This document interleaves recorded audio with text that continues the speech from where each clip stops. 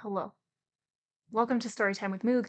I am Moog, and today we are reading Letters of a Woman Homesteader by Elinore Pruitt Stewart. But first,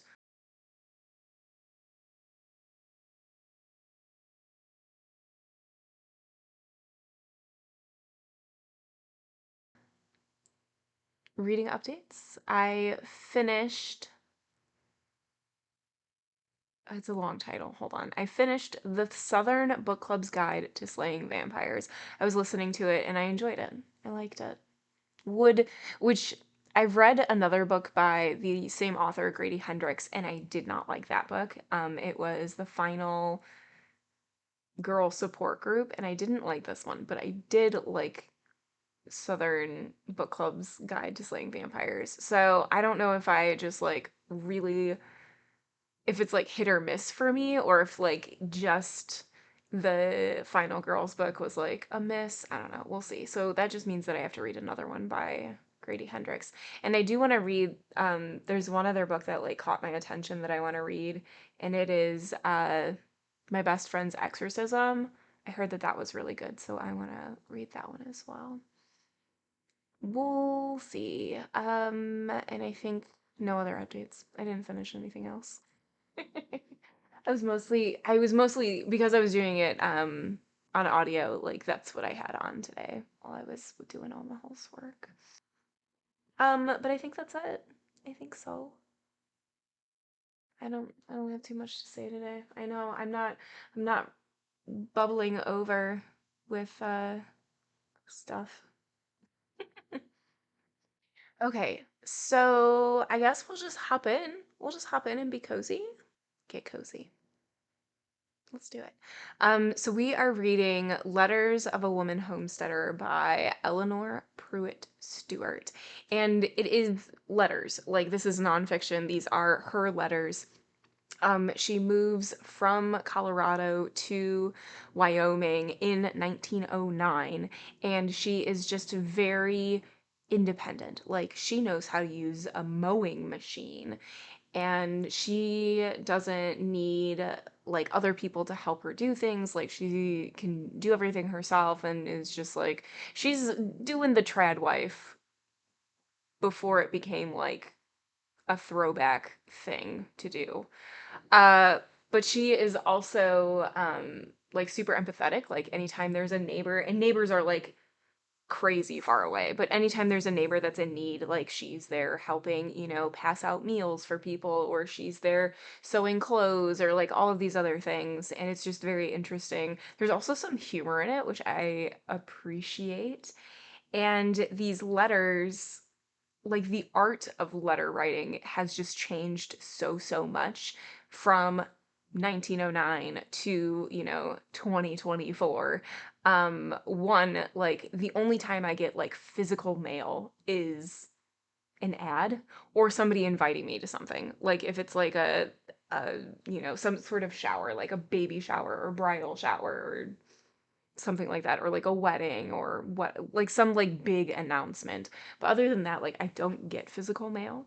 So like even like emails, like just the communication in general has changed so much. And with the changes in how we're communicating, or the mediums in which we're communicating has changed, how we're communicating has also changed. So it is interesting to see like, okay, well, people weren't getting letters instantaneously. So they had to really, you know, put substance into what they're saying. And it's not like a, like, hey, how's it going type of a thing. It's like a, hey, I hope you're doing well. Like, these are all of the things that's happening to me. Oh, you're asking about this? Blah, blah, blah, blah, blah. Something that I kind of wish that we did have, and maybe this is a part one, there is like a part two to this, which we might read immediately following. I haven't decided. But something that I wish that we also had were the responses from Conway. Is that who she's writing to? Coney.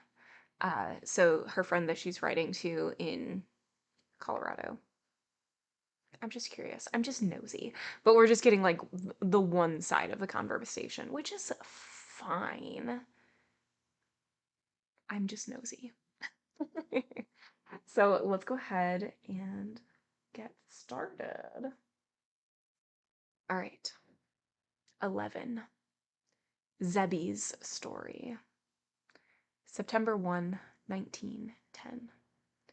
Dear Mrs. Coney, it was just a few days after the birthday party, and Mrs. O'Shaughnessy was with me again. We were down at the barn looking at some new pigs when we heard the big corral gates swing shut, so we hastened out to see who it could be so late in the day. It was Zebbie. He had come on the stage to Burnt Fork, and the driver had brought him on here. There was so much to tell, and he whispered he had something to tell me privately, but that he was too tired then. So after supper, I hustled him off to bed. Next morning, the men went off to their work, and Zebbie and I were left to tell secrets. When he was sure we were alone, he took from his trunk a long, flat box. Inside was the most wonderful shirt I have ever seen. It looked like a cross between a nightshirt and a shirtwaist. It was of homespun linen. The bosom was ruffled and tucked, all done by hand. Such tiny stitches, such patience and skill. Then he handed me an old daguerreotype. There we go. I unfastened the little golden hook, and inside was a face good to see and to remember. It was dim, yet clear in outline, just as if she were looking out from the mellow twilight of long ago. The sweet, elusive smile. I couldn't tell where it was, whether it was the mouth or the beautiful eyes that were smiling. All that was visible of her dress was the Dutch collar, just like what is being worn now. It was pinned with an ugly old brooch, which Zebbie said was a breast pin he had given her.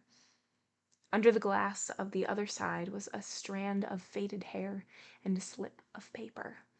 The writing on the paper was so faded it was scarcely readable, but it said, Pauline Gorley, age 22, 1860.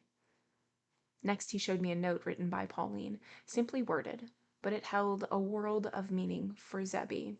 It said, I spun and wove this cloth at Adeline's, enough for me a dress and you a shirt, which I made. It is for the wedding, else to be buried in. Yours, Pauline.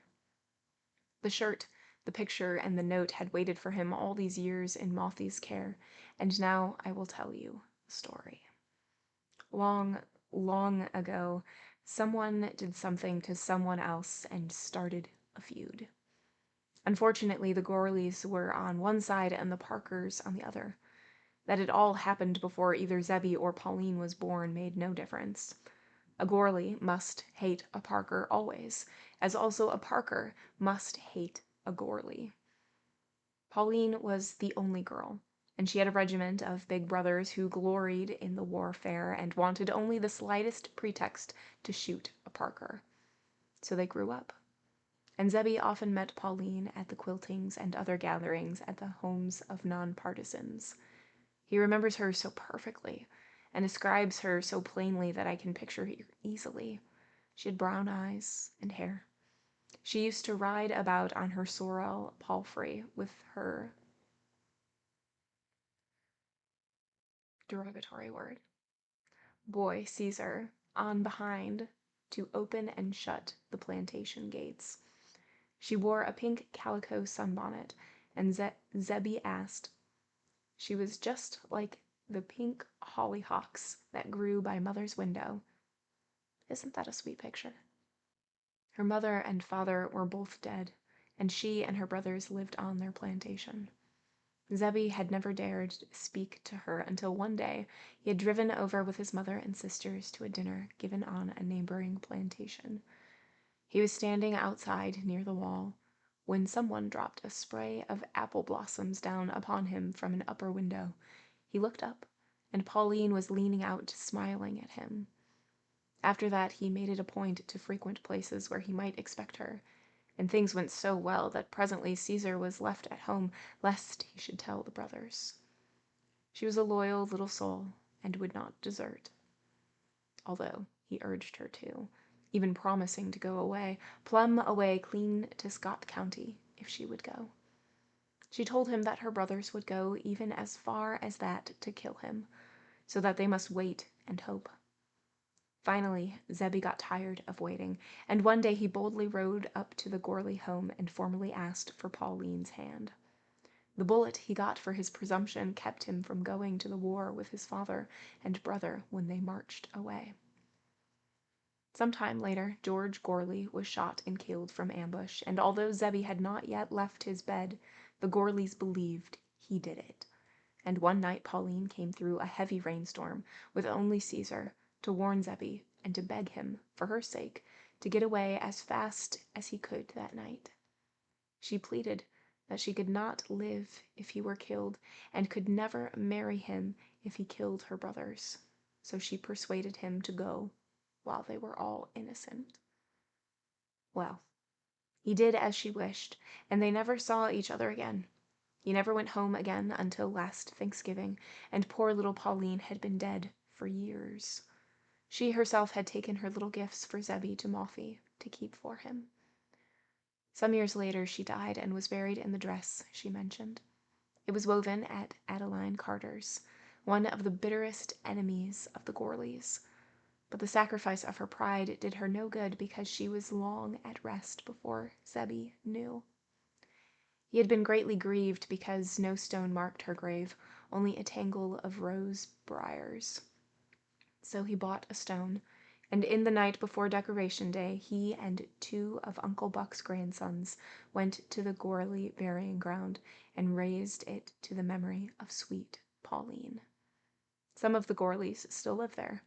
So we came home at once, fearing if they should find out who placed the stone above their sister, they would take vengeance on his poor, frail body. After he had finished telling me his story, I felt just as I used to when grandmother opened the big chest to air her wedding clothes and the dress each of her babies wore when baptized.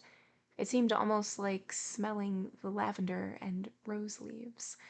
And it was with reverent fingers that I folded the shirt, the work of love, yellow with age, and laid it in the box. Well, Mrs. O'Shaughnessy returned, and early one morning we started with a wagon and a bulging mess box for Zebbie's home.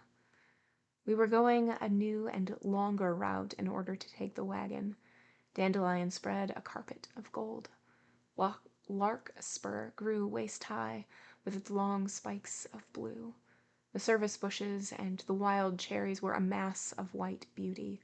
The meadowlarks and robins and bluebirds twittered and sang from every branch, it almost seemed. A sky of tenderest blue bent over us, and fleecy little clouds drifted lazily across. Soon we came to the pineries, where we traveled up deep gorges and canyons. The sun shot arrows of gold through the pines down upon us, and we gathered our arms full of columbines.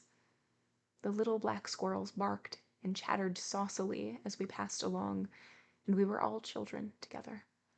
We forgot all about feuds and partings, death and hard times. All we remembered was that God is good and the world is wide and beautiful. We plodded along all day. Next morning there was a blue haze that Zebbie said meant there would be a high wind, so we hurried to reach his home that evening.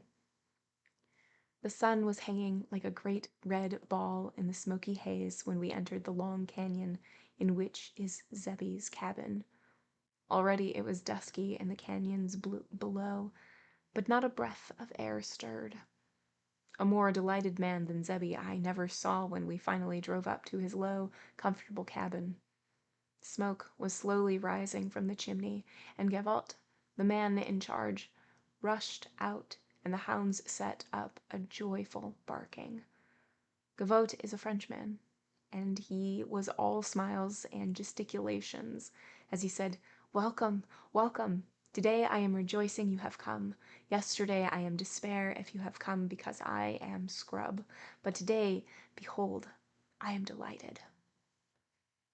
I have heard of clean people, but Gavotte is the cleanest man I ever saw. The cabin floor was so white, I hated to step upon it. The windows shone, and at each there was a calico curtain, blue and white check, unironed but newly washed.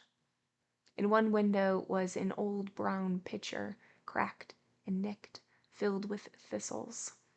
I never thought them pretty before, but the pearly pink and the silvery green were so pretty and looked so clean that they had a new beauty. Above the fireplace was a great black eagle which Gavotte had killed, the wings outspread and a bunch of arrows in the claws. In one corner near the fire was a washstand, and behind it hung the fishing tackle. Above one door was a gun rack, on which lay the rifle and shotgun, and over the other door was a pair of deer antlers. In the center of the room stood the square homemade table, every inch scrubbed.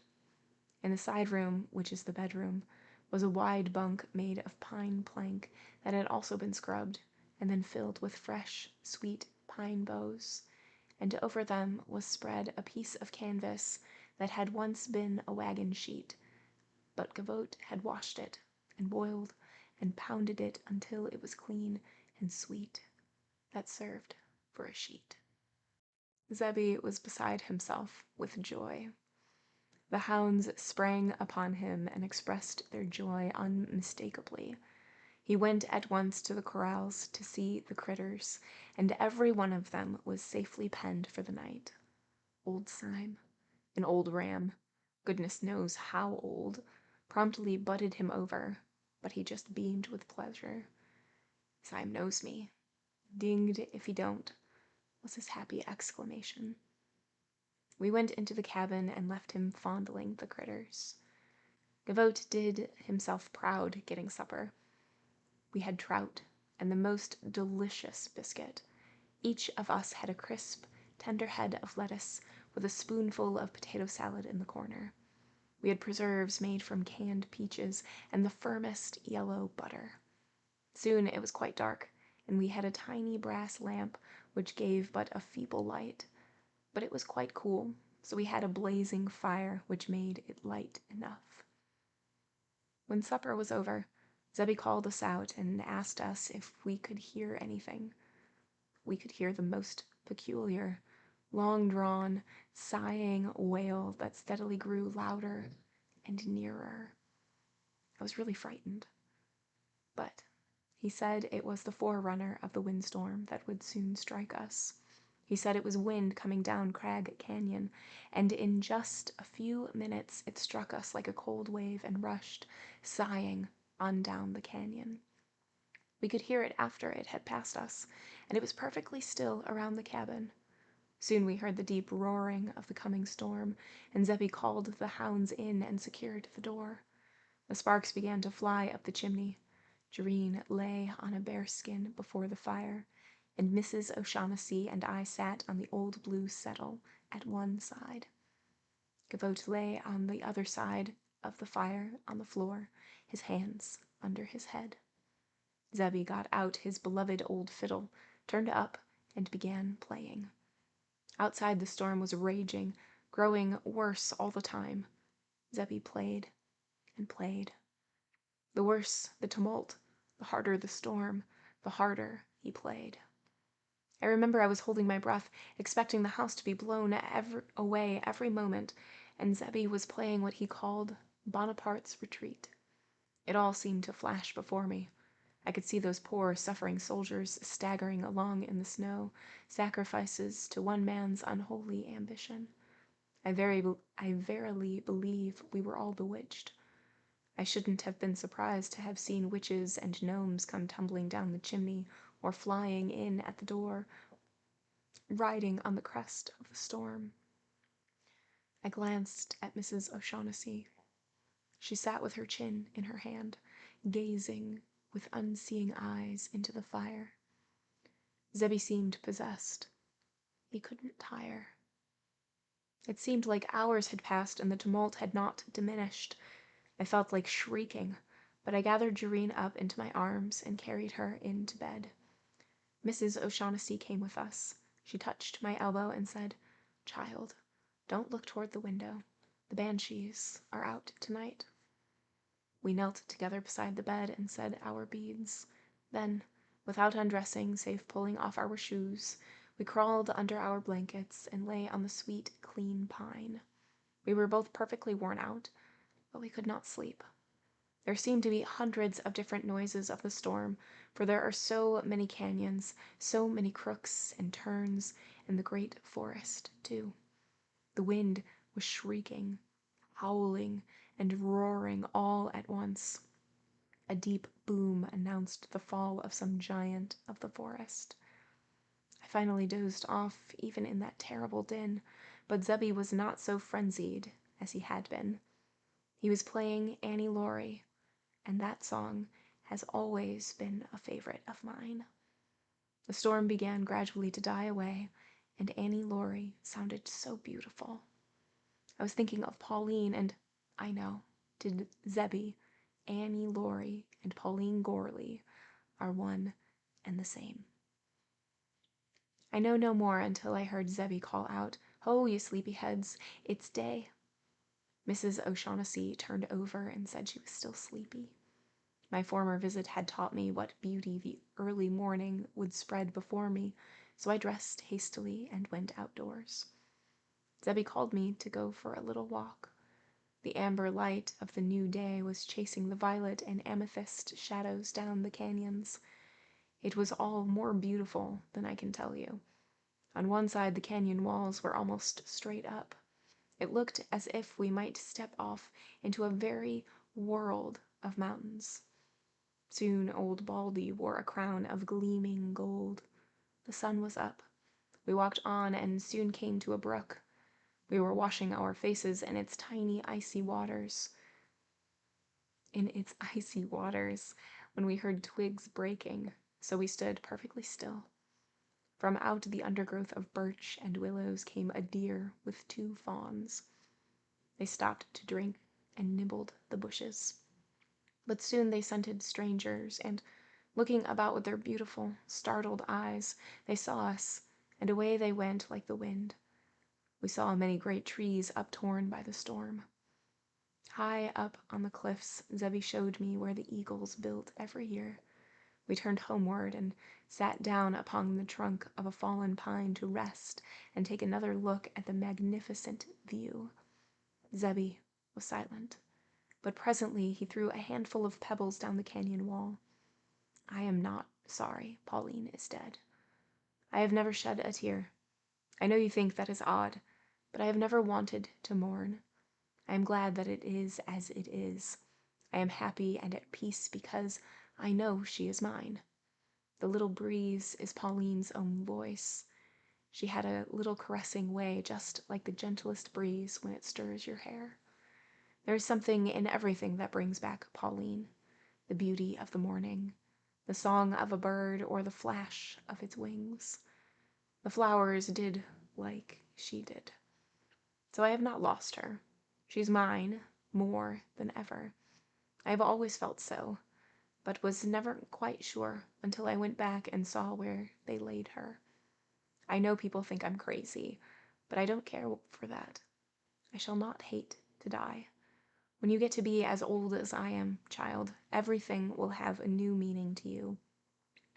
At last, we slowly walked back to the cabin, and at breakfast, Zebbie told of the damage the storm had done. He was so commonplace that no one ever would have guessed his strange fancy. I shall never forget Zebbie, as I last saw him. It was the morning we started home, after we left the bench that Zebbie lives on. Our road wound down into a deeper canyon. Zebbie had followed us to where a turn in the canyon should hide us from view. I looked back and saw him standing on the cliffs, high above us. The early morning sun turning his snowy hair to gold, the breeze fingers of Pauline tossing the scanty locks. I shall always remember him so, a living monument to a dead past. Elinore Stewart. End of 11. All right, so this one, we have a bit of a Hatfield and McCoy's story between Zebbie and this girl that he used to fancy, but their families were just feuding even before either one of them were born. And like intensely to the point where it was like a war between the two families. And so Zebbie did leave so that he wouldn't be killed for the blame of the father dying. And he never went back until this last Thanksgiving and didn't know that the girl that he liked, Pauline, had died a couple years before. And she left, she made a dress for her and a shirt for him for when they're married, or if that was to never happen, for when, they're buried. And so she was buried in the dress, and he now has the shirt in his possession. So Elinore and Mrs. O'Shaughnessy go out to see him and give him company, and I guess like they stay the night because it seems like people just don't, for means of travel, they can't uh just do like a couple-hour visit. Most people stay the night. But stayed the night, and it was a stormy night. And then they woke up, they enjoyed the next morning, and Zebbie was talking about how he doesn't feel like he ever lost Pauline, that she's like in the air and she's like in the flowers and all of these other things, and that he doesn't fear death or dying or anything like that. Um, and it's said that that's the last time that Eleanor saw him, was when they were leaving. Heavy stuff. Heavy stuff. 12. A Contented Couple. October 6th, 1911. That's a long time from the last letter. When was the last letter? Yeah, that was like almost, it's more than a year. The last letter with Zebbie's story was September 1, 1910, and now we're not getting another letter until October 6th, 1911. Oh, October 6th, 1911. Dear Mrs. Coney, I once heard Sedalia Lane telling some of her experiences, and she said she surreptitiously stole along. One day, when I thought the coast was clear, I was surreptitiously examining the contents of a tool chest with a view towards securing to myself such hammers, saws, and what else I might need in doing some carpentry work I had planned. The tool chest is kept in the granary. Both it and the granary are usually kept locked. Now, the good mon has an idea that a woman needs no tools, and the use and misuse of his tools have led to numbers of inter-household wars. I was gloating over my opportunity, and also making the best of it, when a medley of burring Scotch voices brought me to a quick realization that discretion is the better part of valor. So I went into seclusion behind a tall oat bin.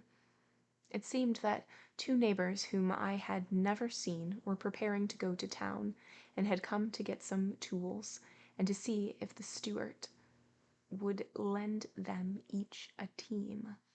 Now, Mr. Stewart must be very righteous, because he certainly regardeth his beast, although he doesn't always love his neighbor, as himself. He was willing, however, for friends Tam Campbell and Archie McKettrick to use his teams. But he himself would take a lighter rig and go along, so as to see that his horses were properly cared for, and to help out in case of need. They made their plans, set the day, and went their ways. As soon as I could, I made myself scarce about the granary and very busy about the house, and, like Josiah Allen, I was in a very happified state of mind. There is nothing Mr. Stewart likes better than to catch me unprepared for something. I had been wanting to go to town, and he had said I might go with him next time he went, if I was ready when he was. I knew I would not hear one word about the proposed trip, but that only added to the fun. I had plenty of time to make all preparations, so the day before they were to start found me with all in readiness. It was quite early in the spring, and the evenings were quite chilly. We had just finished supper when we heard a great rumbling, and I knew neighbors Campbell and McKettrick had arrived on their way to town, so I began to prepare supper for them. I hadn't expected a woman, and was surprised when I saw the largest, most ungainly person I have ever met come shambling toward me. She was Aggie McKettrick. She's tall and raw-boned. She walks with her toes turned out. She has a most peculiar, lurching gait, like a camel's. She has skin the color of a new saddle, and the oddest, straggly, straw-colored hair. She never wears corsets, and never makes her waists long enough, so there is always a streak of gray undershirt visible about her waist. Her skirts are never long enough either, and she knits her own stockings.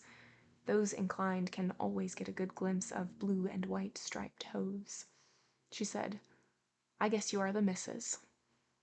And that was the every word she said until I had supper on the table. The men were busy with their teams, and she sat with her feet in my oven, eyeing my every movement.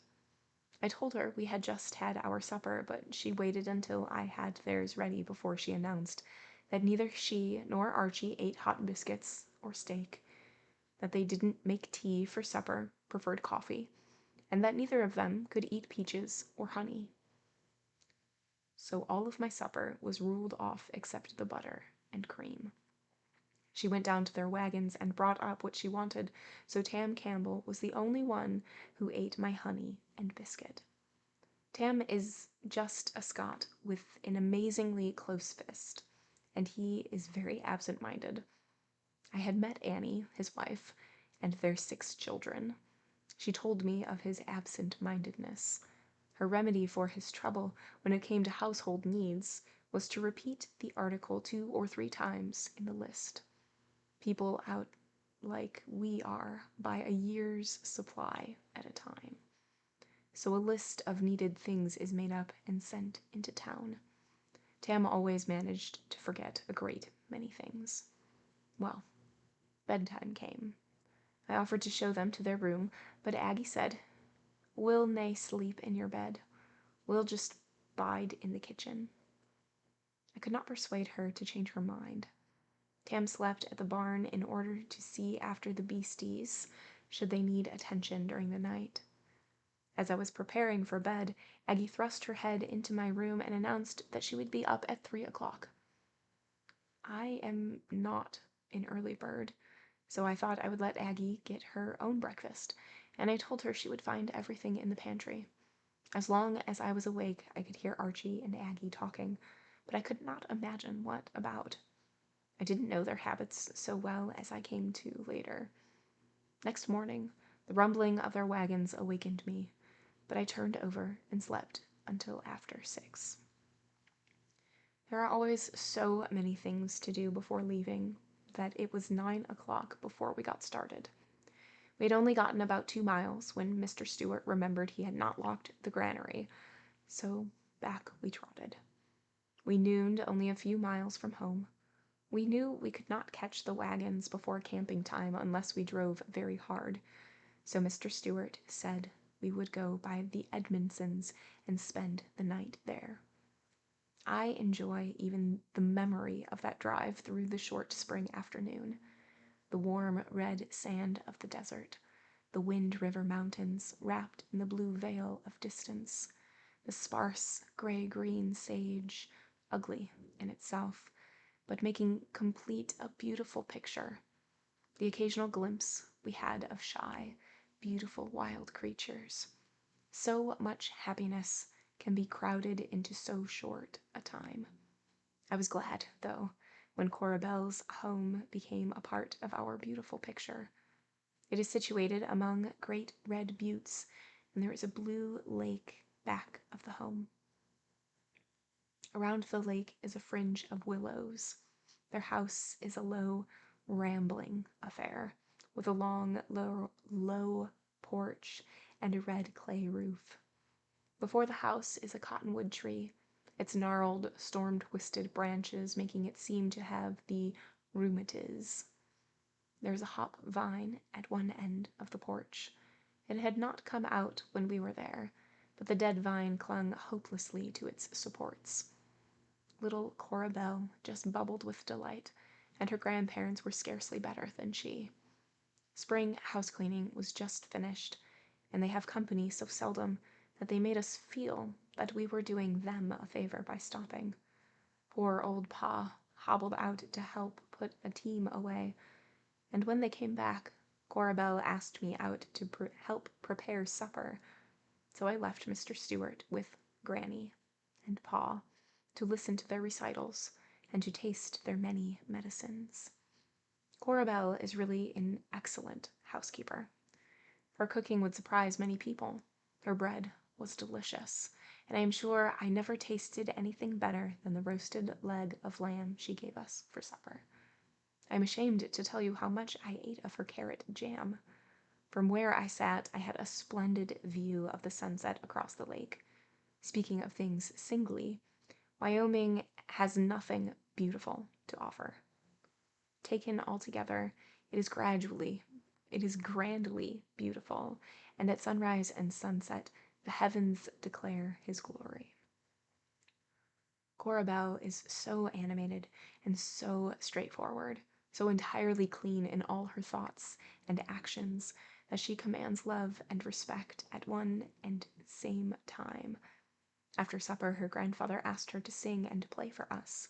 Goodness only knows where they got the funny little old organ that Cora Belle thinks so much of. It has spots all over it of medicine that has been spilled at different times, and it has, as Cora Belle said, lost its voice in spots. But that doesn't set back Cora Belle at all. She plays away just as if it was all right. Some of the keys keep up a mournful whining and groaning entirely outside of tune. Cora Belle says they play themselves. After several pieces had been endured, Pa said, "Play my piece, Cora Belle." So we had Begin on the Rhine, played and sung from A to Izzard. Dear old Pa, his pain-twisted old face just beamed with pride. I doubt if heaven will have for him any sweeter music than his baby's voice.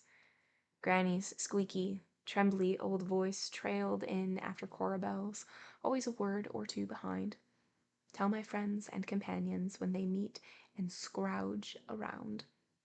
That is the way they sang it.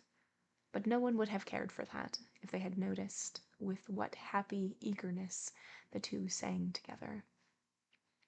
The grandparents would like to have sat up all night singing and telling of things that happened in bygone days, but poor, tired little Cora Belle began to nod, so we retired.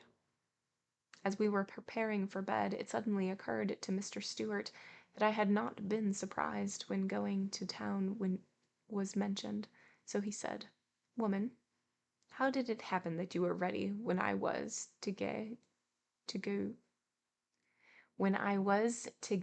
the tune?" "Oh," I said, "I knew you were going." "Who tell it ye?" "A little bird." "'Twas some fool woman, mayhap." Didn't feel it necessary to enlighten him, and I think he is still wondering how I knew. Next morning, we were off early, but we didn't come up with the wagons until almost camping time. The great, heavily loaded wagons were creeping along over the heavy sands. The McKettricks were behind, Aggie's big frame swaying and lurching with every jolt of the wagon. They never travel without their German socks. They are great thick things to wear on the outside of their shoes. As we came up behind them, we could see Aggie's big socks dangling and bobbing beside Archie's from where they were tied on the back part of the wagon. We could hear them talking and see them gesticulating. When we came nearer, we found they were quarreling, and they kept at it as long as I was awake that night. After the men had disposed of their loads, They and Mr. Stewart were going out of town to where a new coal mine was being opened. I intended to go to the train to Rock Springs to do some shopping. Aggie said she was going also. I suggested that we get a room together, as we would have to wait several hours for the train. But she was suspicious of my motives. She's greatly afraid of being done. So she told me to get my own room and pay for it. We got into town about 3 o'clock in the afternoon, and the train left at midnight. I had gone to my room, and Jareen and myself were enjoying a good rest after our fatiguing drive, when my door was thrown open with a very angry Aggie strode in. They asked us 50 cents each for our room. Aggie paid hers under protest, and afterward got to wondering how long she was entitled to its use. She had gone back to the clerk about it, and he had told her for that night only. She argued that she should have her room for a quarter, as she would only use it until midnight. When that failed, she asked for her money back, but the clerk was out of patience and refused her that. Aggie was angry all through. She vowed she was being robbed. After she had berated me soundly for submitting so tamely, she flounced back to her own room, declaring she would get even with the robbers. I had to hurry like everything that night to get myself and Jareen ready for the train, so I could spare no time for Aggie. She was not at the depot, and Jareen and I had to go on to Rock Springs without her. It is only a couple of hours from Green River to Rock Springs, so I had a good nap and a late breakfast. I did my shopping and was back at Green River at 2 that afternoon. The first person I saw was Aggie. She sat in the depot glowering at everybody. She had a basket of eggs and a pail of butter, which she had been trying to sell. She was waiting for the night train, the only one she could get to Rock Springs. I asked her, had she overslept? No, I didna, she replied. Then she proceeded to tell me that, as she had paid for a whole night's use of a room, she had stayed to get its use. That it had made her plans miscarry didn't seem to count. After all our business was attended to, we started for home. The wagons were half a day ahead of us. When we came in sight, we could see Aggie fanning the air with her long arms, and we knew they were quarreling. I remarked that I could not understand how persons who hated each other so could live together. Clyde told me I had much to learn, and said that really he knew of no other couple who were actually so devoted.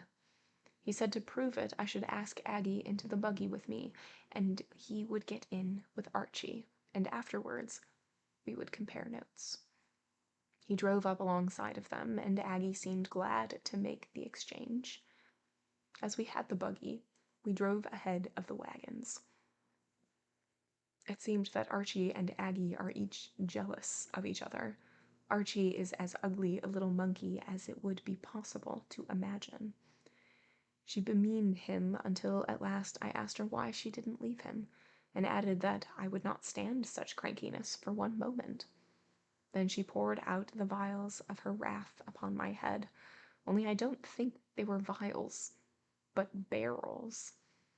About sundown we made it to where we intended to camp, and found that Mrs. O'Shaughnessy had established a sheep camp there, and was out with her herd herself, having only Manny, a Mexican boy she had brought up herself, for a herder. She welcomed us cordially and began supper for our entire bunch.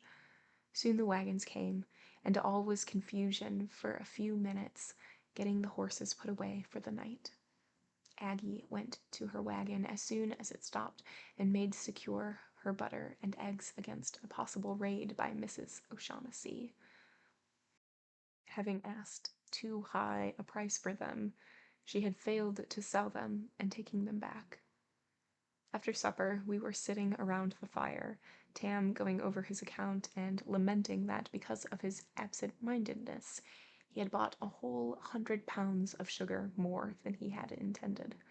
Aggie and Archie silent for once, pouting, I suspect. Clyde smiled across the campfire at me and said, "Gin ye head sick a lass as I have, ye might blither." "Gin ye had sick a mon as mine," I began, but Mrs. O'Shaughnessy said, "Gin ye had sick a mon as I hae." Then we all three laughed, for we had each heard the same thing, and we knew the McKettricks wouldn't fight each other. They suspected us of laughing at them, for Archie said to Aggie, "Aggie, lass, is it sport they are making of our love?" "Is daft they be, Archie lad, we'll nae mind their blither." She arose and shambled across to Archie and hunkered her big self down beside him. We went to bed and left them peaceable for once. I am really ashamed of the way I have treated you, but I know you will forgive me. I'm not strong yet, and my eyes are still bothering me, but I hope to be all right soon now, and I promise you a better letter next time. Jareen is very proud of her necklace. I think they are so nice for children. I can remember how proud I was of mine when I was a child. Please give your brother our thanks, and tell him his little gift made my little girl very happy. I'm afraid this letter will seem rather jumbled. I still want the address of your friend in Salem or any other.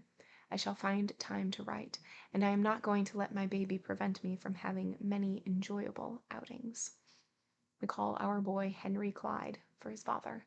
He is a dear little thing, but he is a lusty yeller for babies' rights. With much love, Jareen and her mama. Okay, so this one is admittedly, just like Elinore said, a little jumbled. We do get, it is, so we get a look into like other relationships, and it's like, oh man, they are fighting so much. Why are they still together? Why they fight so much? Why is it working? All these things. And we also are traveling to town, and we get the little snippet that you have to you have to make a list because you might forget something when you go to town, because you only go to town like once or twice a year, and if you miss something that you need, then you just go without it, which I make a list every time I go to the grocery store, and sometimes it's devastating if I forget bagels, you know? It's like, oh man, oh, I can't imagine forgetting something and having to wait a full year until I can get it again. I mean, granted, like, they could probably make bagels in 1909, if that's a thing that they did, I don't know. But, like, make bread or something, like some sort of staple. But, like, the things that you can't make or you can't grow, and then being like, all right, going to town for these very specific things and have to get enough to last until we are able to travel again is just wild. I'm glad I don't have to do that.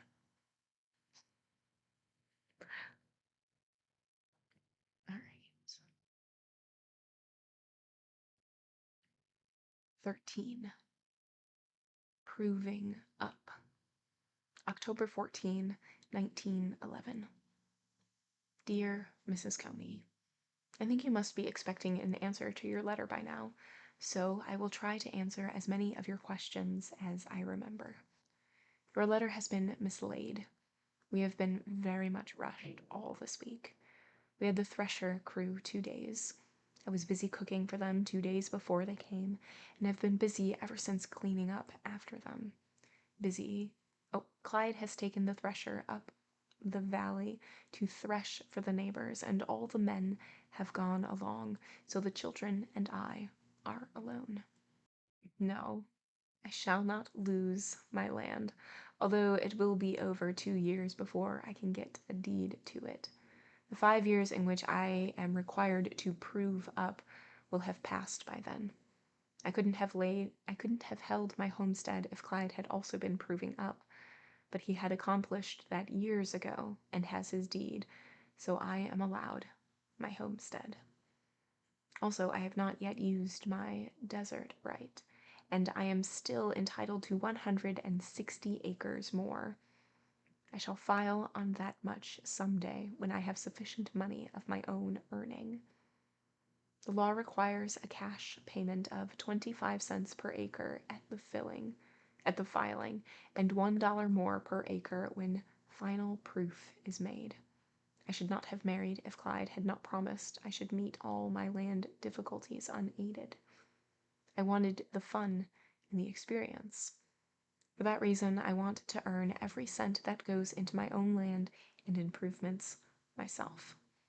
Sometimes I almost have a brainstorm, wondering how I am going to do it, but I know I shall succeed.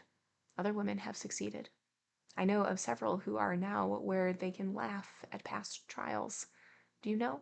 I am a firm believer in laughter. I am real superstitious about it. I think if bad luck came along, he would take to his heels if someone laughed right loudly. I think Jareen must be born for the law. She always threshes out questions that arise to her own satisfaction, if to no one else's. She prayed for a long time for her brother. Also, she prayed for some puppies. The puppies came, but we didn't let her know they were here until they were able to walk.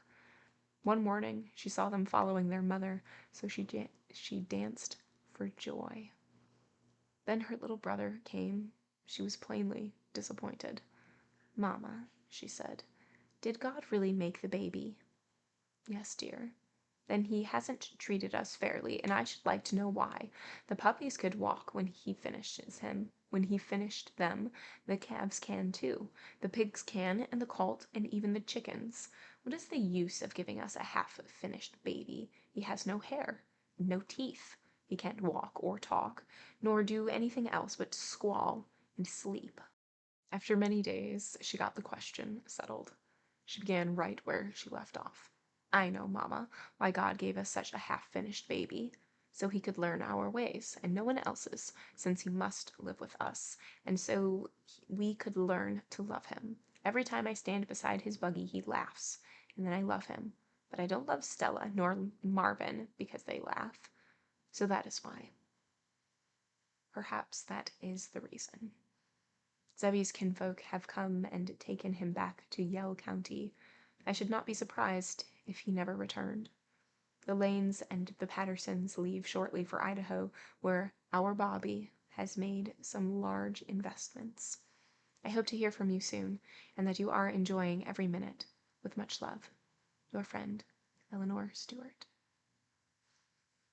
All right, so this one, short and sweet, basically just answering questions that Mrs. Coney has posed, which again, I kind of wish that we had those letters because we are only getting half of the conversation. It's fine. It's fine. But questions about proving up the land and what that means and how much it costs. And Eleanor is just being fiercely independent. Love that for her. Just saying, like, no, like, I want to be able to do all of these things by myself. I want all of the money that I make to go into the land and the land to be the money that I make. That sort of thing. And I want it to be something that I have done.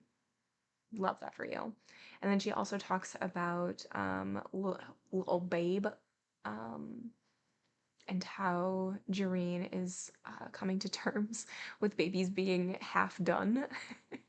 Like, can't walk, can't speak, doesn't have any teeth, doesn't have any hair. And her explanation is kind of cute, just like so that, the baby can learn to our ways instead of like somebody else's. Yeah. I think that's all it happened. It's just catching up. This one was just catching up. No like big story like some of her other letters. 14. The New House. December 1, 1911. Dear Mrs. Coney, I feel just like visiting tonight, so I am going to play like you have come. It is so good to have you to chat with. Please be seated in this low rocker. It is a present to me from the Pattersons, and I am very proud of it. I am just back from the Patterson Ranch, and they have a dear little boy who came the 20th of November, and they call him Robert Lane. I am sure this room must look familiar to you, for there is so much in it that was once yours. I have 2 rooms, each 15 by 15, but this one in the south is my really room, and in it are my treasures. My house faces east and is built up against a side hill, or should I say hillside. Anyway, they had to excavate quite a lot. I had them dump the dirt right before the house and terrace it smoothly. I have sown my terrace to California poppies, and around my porch there is 6 feet wide and 30 long. I have planted wild cucumbers. Every log in my house is as straight as a pine can grow. Each room has a window and a door on the east side, and the south room has 2 windows on the south with space between for my heater, which is one of those with a grate front, so I can see the fire burn. It is almost as good a fireplace. The logs are unhewed outside because I like the rough finish, but inside the walls are perfectly square and smooth. The cracks in the walls are snugly filled with daubing, and then the walls are covered with heavy gray building paper, which makes the room very warm, and I really like the appearance. I had 2 rolls of wallpaper with a bold rose pattern. By being very careful, I was able to cut out enough of the roses, which are divided in their choice of color as to whether they should be red, yellow, or pink, to make a border about 18 inches from the ceiling. They brighten up the wall, and the gray paper is fine to hang pictures upon. Those you have sent us make our room very attractive. The woodwork is stained a walnut brown, oil finish, and the floor is stained and oiled just like it. In the corners, by the stove, and before the windows, we take our comfort. For some broken bamboo fishing rods, I have made frames for 2 screens. These I painted black with some paint that was left from the buggy, and Gavotte fixed the screens so they will stay balanced, and put in casters for me. I had a piece of blue curtain calico, and with brass-headed tacks I put it on the frame of Jerene's screen. Then I mixed some paste and let her decorate it to suit herself on the side that should be next her corner. She used the cards you sent her. Some of the people have a suspiciously tottering appearance, perhaps not so artistic, but they all mean something to a little girl whose small fingers worked patiently to attain satisfactory results. She has a set of shelves on which her treasures of china are arranged. On the floor is a rug made of 2 goat skins dyed black, a present from Gavotte, who heard her admiring Zebbie's bearskin. She has a tiny red rocking chair, which she has outgrown, but her rather dilapidated family of dolls use it for an automobile. For a seat for herself, she has a small hassock that you gave me, and behind the blue screen is a world apart. My screen is made just like Jerene's, except that the cover is cream material with sprays of wild roses over it. In my corner, I have a cot made up like a couch. One of my pillows is covered with some checked gingham that Dossie cross-stitched for me. I have a cabinet bookcase made from an old walnut bedstead that was a relic of the Mountain Meadow Massacre. Gavotte made it for me. In it I have my few books, some odds and ends of china, all gifts, and a few fossil curios. For a floor covering, I have a braided rug of blue and white, made from old sheets and Jerene's old dresses. In the center of my room is a square table made of pine and stained brown. Over it is a table cover that you gave me. Against the wall near my bed is my dresser. It is a box with shelves and is covered with the same material as my screen. Above it, I have a mirror, but it makes ugly faces at me every time I look into it. Upon the wall nearby is a match holder that you gave me, It is the heads. It is the heads of two fisher folk. The man has lost his nose, but the old lady still thrusts out her tongue. The material on my screen and dresser I bought for curtains, then decided to use some white crossbear I had. But I wish I had not, for every time I look at them I think of poor little Mary Ann Parker. I'm going to make you a cup of tea and wonder if you will see anything familiar about the teapot. You should, I think, for it is another of your many gifts to me. Now I feel that you have a fairly good idea of what my house looks like, on the inside, anyway. The magazines and Jereen's cards and Mother Goose book came long ago, and Jereen and I were both made happy.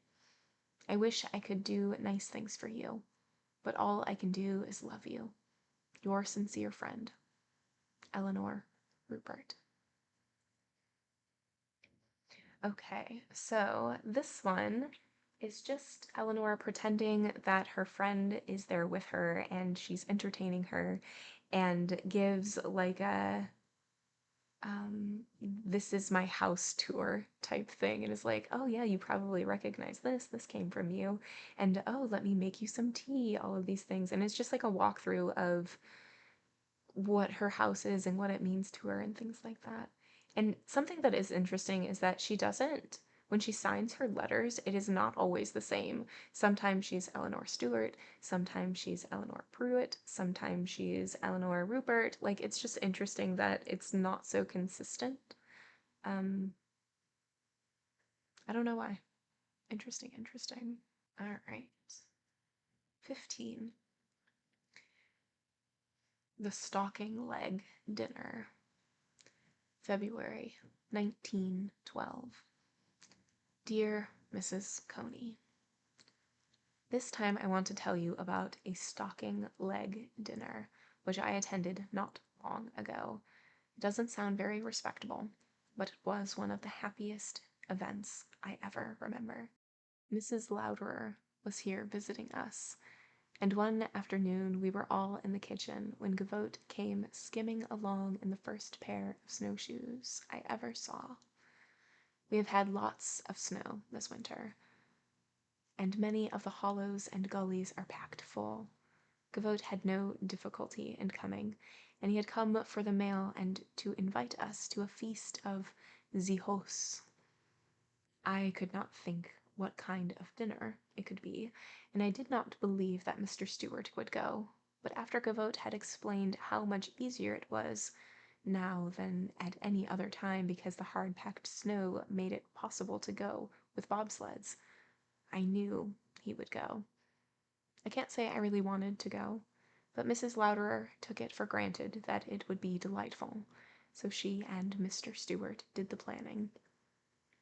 Next morning, Gavotte met Mrs. O'Shaughnessy and invited her. Then, taking the mail, he went on ahead to blaze a trail we should follow with the sleds. We were to start 2 days later. They planned we could easily make the trip in a day, as, with the gulches filled with snow, shortcuts were possible, and we could travel at a good pace, as we would have a strong team. To me, it seemed dangerous, but dinner parties have not been so plenty that I could miss one. So, when the day came on which we were to start, we were up betimes and had a mess box packed, and Mr. Stewart had a big pile of rocks hot. We all wore our warmest clothes, and the rest carried out hot rocks and blankets while I put the kitchen in such order that the men left to feed the stock would have no trouble in getting their meals. Mr. Stewart carried out the mess box, and presently we were off. We had a wagon box on bobsleds, and the box was filled with hay and hot rocks with blankets on top and more to cover us. Mr. Stewart had 2 big bags of grain in front, feed for the horses, and he sat on them. It was a beautiful day, and we jogged along merrily. We had lots of fun, and as we went a new way, there was much that was new to Mrs. O'Shaughnessy and myself, and it was all new to the rest. Gavotte had told us where we should noon, and we reached the place shortly after 12. Mr. Stewart went to lift out the mess box, but he had forgotten to put it in. Oh dear. We were a disappointed lot. I don't think I was ever so hungry, but there was nothing for it but to grin and bear it. It did me some good, though, to remember how a man misses his dinner. The horses had to be fed, so we walked about while they were eating. We went up a canyon that had high cliffs on one side and came to a place where, high up on the rock wall, in great black letters, was this legend: Dick fell off of this here cliff and died. I should think there would be no question that anyone who fell from that place on the boulders below would die. Soon we started again, and if not quite so jolly as we were before, at least we looked forward to our supper with a keen relish, and the horses were urged faster than they otherwise would have been. The beautiful snow is rather depressing, however, when there is snow everywhere. The afternoon passed swiftly, and the horses were becoming jaded. At 4 o'clock, it was almost dark. We had been going up a deep canyon and came upon an appalling sight. There had been a snowslide, and the canyon was half filled with snow, rock, and broken trees. The whole way was blocked, and what to do we didn't know, for the horses could hardly be gotten along, and we could not pass the snowslide. We were 25 miles from home. Night was almost upon us, and we were almost starved. But we were afraid to stay in that canyon lest more snow should slide and bury us. So, sadly, we turned back to find as comfortable a place as we could to spend the night. The prospects were very discouraging, and I am afraid we were all near tears, when suddenly there came upon the cold air a clear blast from a horn. Mrs. Louderer cried, "Ah, there revue!" Once I heard a lecturer tell of climbing the Matterhorn, and the calls we heard brought his story to mind. No music could have been so beautiful. It soon became apparent that we were being signaled, so we drove in the direction of the sound and found ourselves going up a wide canyon. We had passed the mouth of it shortly before we had come to the slide. Even the tired horses took new courage, and every few moments a sweet, clear call put new heart into us. Soon we saw a light. We had to drive very slowly, and in places barely crept. The bugler changed his notes, and we knew he was wondering if we were coming, so Mr. Stewart helloed. At once we had an answer, and after that we were steadily guided by the horn. Many times we could not see the light, but we drove in the right direction because we could hear the horn. At last, when it was quite dark and the horses could go no farther, we drew up before the fire had been on our beacon light. It was a bonfire built out upon a point of rock at the end of the canyon. Back from it, among the pines, was a daub house.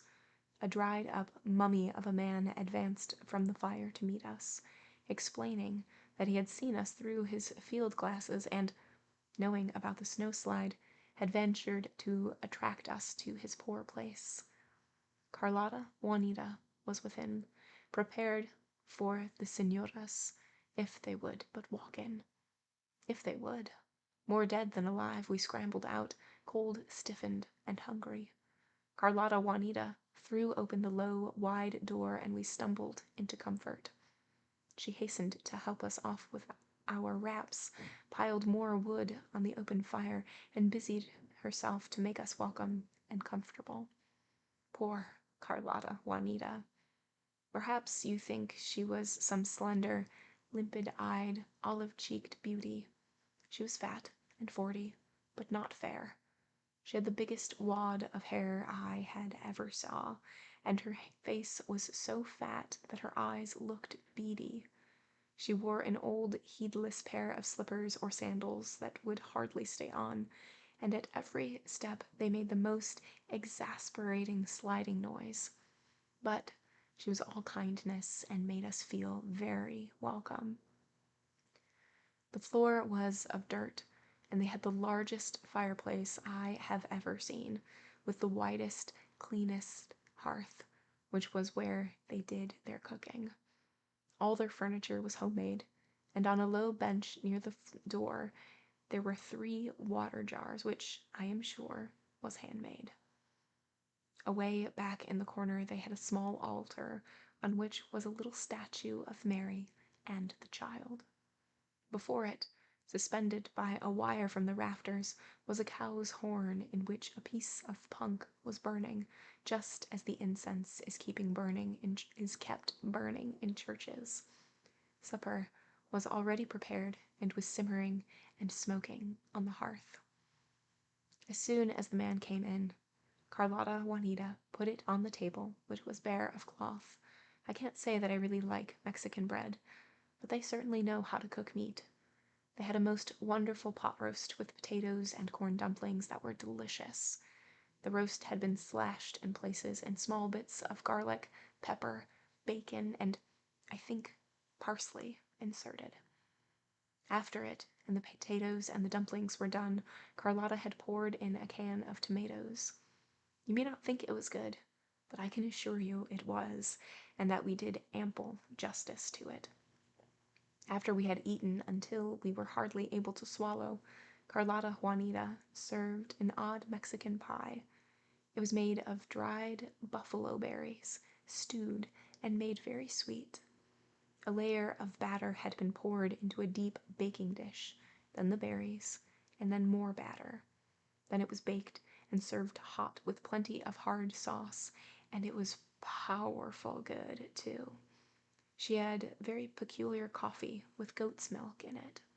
I took mine without the milk, but I couldn't make up my mind that I liked the coffee.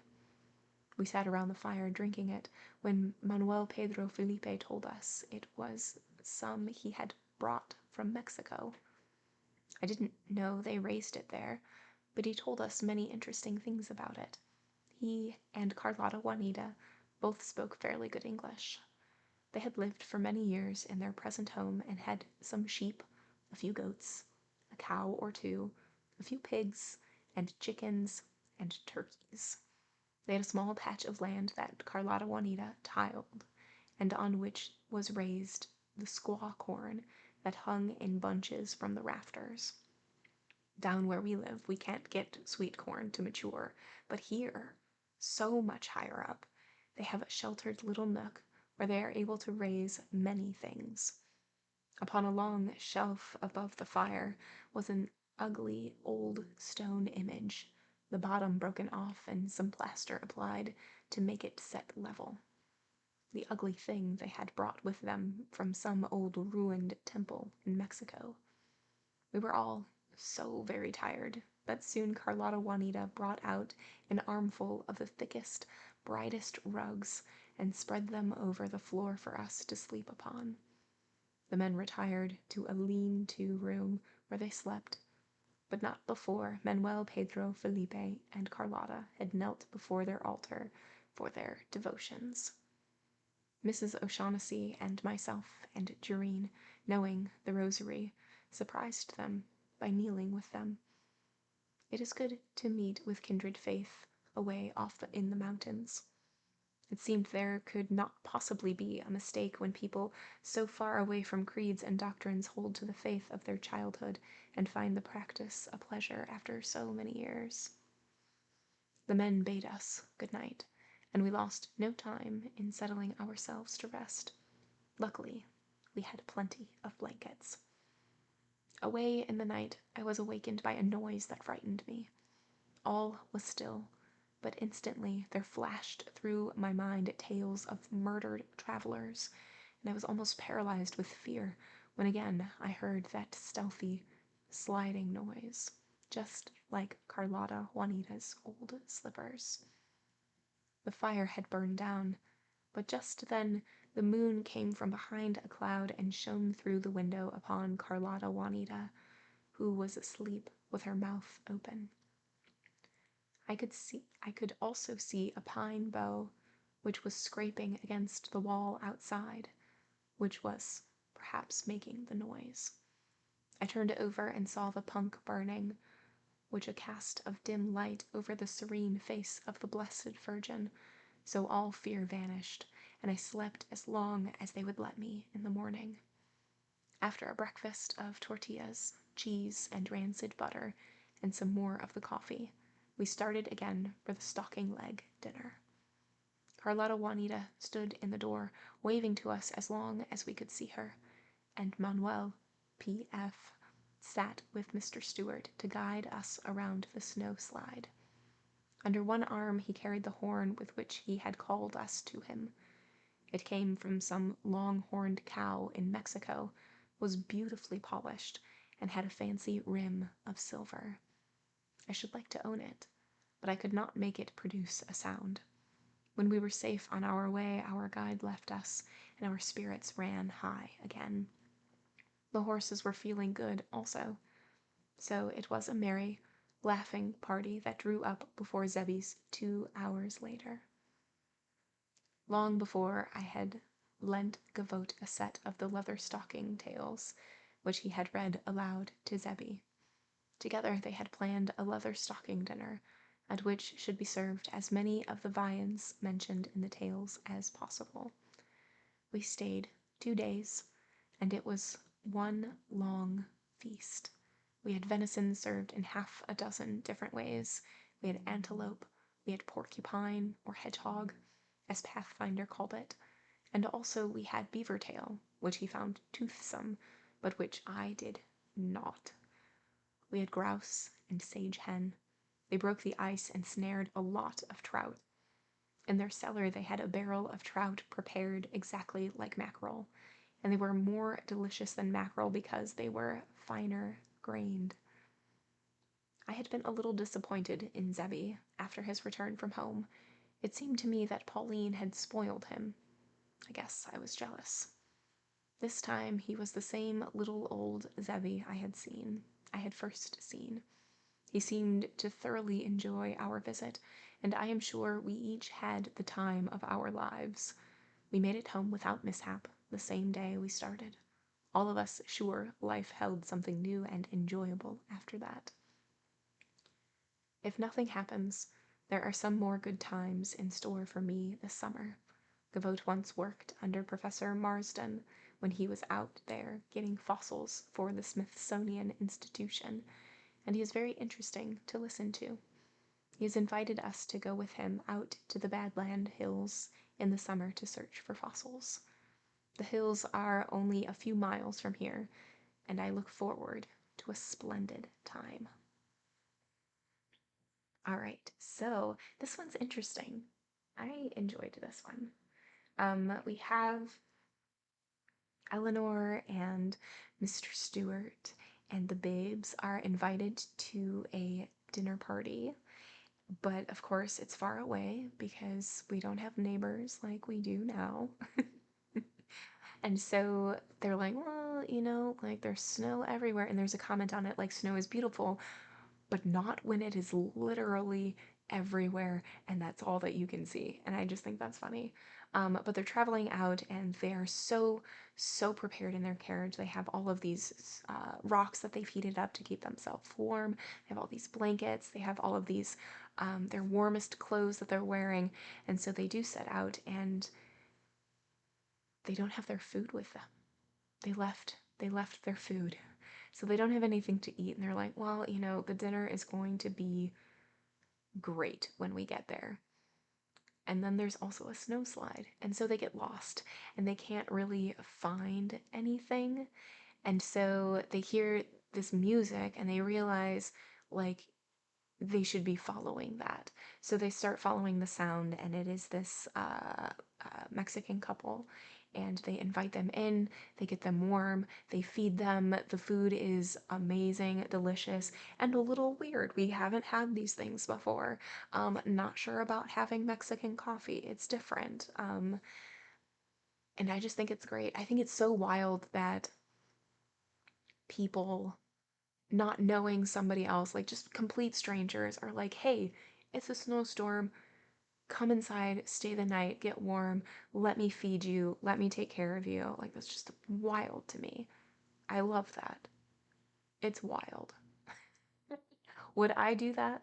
Maybe not. But then the next day they head out. Their guide guides them around the snow place and the snow slide, and they do get to Gavotte's, and they have amazing food, so many different kinds of wonderful little treats. And then they head out and they make it home, and they're like, on our way home, we know it's going to be a good day. Good things are going to come. And that's how food makes me feel too, so I can relate. 16. The Horse Thieves. No date. Dear Mrs. Coney, I am so afraid that you will get an overdose of culture from your visit to the hub, and am sending you an antidote of our sage, sand, and sunshine. Mrs. Louderer had come over to see our boy. Together we had prepared supper and were waiting for Clyde, who had gone to the post office.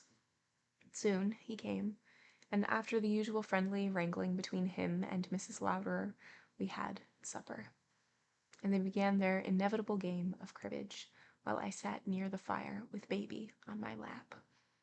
Clyde was telling us of a raid on a ranch about 75 miles away, in which the thieves had driven off 30 head of fine horses. There were only 2 of the thieves, and the sheriff with a large posse was pursuing them and forcing every man they came across into the chase, and a regular manhunt was on. It was interesting only because one of the thieves was a noted outlaw, then out on parole, and known to be desperate. We were in no way alarmed. The trouble was all in the next county, and somehow that always seems so far away. We knew if the men ever came together, there would be a pitched battle with bloodshed and death, but there seemed little chance that the sheriff would ever overtake the men. I remember I was feeling sorry for the poor fellows with a price on their heads. The little pink man on my lap had softened my heart wonderfully. Jereen was enjoying the pictures in a paper illustrating early days on the range, wild scenes of roping and branding. I had remarked that I didn't believe there were any more such times, when Mrs. Louderer replied, "Dot just shows how much it is you don't know. You shall come to mine house, and when away you come it shall be wiser as when you left." I had kept at home very closely all summer, and a little trip seemed the most desirable thing I could think of, particularly as the baby would be in no way endangered. But long ago I learned that the quickest way to get what I want is not to want it. Outwardly, at least. So I assumed an indifference that was not very real. The result was that next morning everyone was in a hurry to get me started. Clyde greasing the little old wagon that looks like a twin to Cora Belle's, and Mrs. Louderer, who thinks no baby can be properly brought up without goose grease, busy greasing the baby, so as he shall not some cold take yet. Mrs. Louderer had ridden over, so her saddle was laid in the wagon, and her pony, Bismarck, was hitched in with Chub, the laziest horse in all Wyoming. I knew Clyde could manage very well while I should be gone, and there wasn't a worry to interfere with the pleasure of my outing. We jogged along right merrily, Mrs. Louderer devoting her entire attention to trying to make Chub pull even with Bismarck, Jereen and myself enjoying the ever-changing views. I wish I could lay it all before you. Summer was departing with reluctant feet, unafraid of winter's messengers, the chill winds. That day was especially beautiful.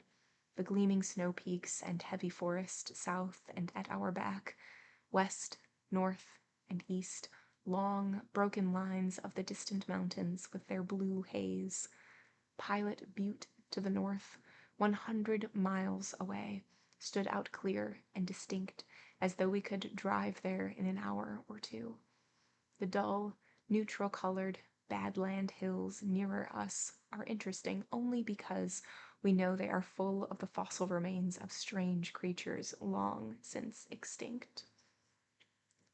For a distance, our way lay up Henry's Fork Valley.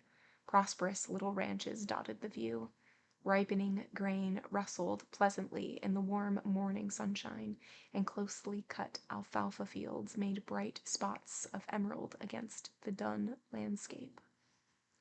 The quaking aspens were just beginning to turn yellow. Everywhere purple asters were a blaze of glory except where the rabbit bush grew in clumps, waving its feathery plumes of gold. Over it all the sky was so deeply blue, with little airy white clouds drifting lazily along.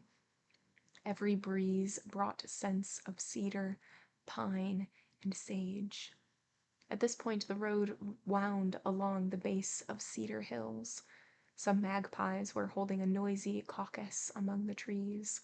A pair of bluebirds twittered excitedly upon the fence, and high overhead a great black eagle soared. All was so peaceful that horse thieves and desperate men seemed too remote to think about. Presently, we crossed the creek and headed our course due north toward the desert and the buttes. I saw that we were not going right to reach Mrs. Louderer's ranch, so I asked where we were supposed to be going.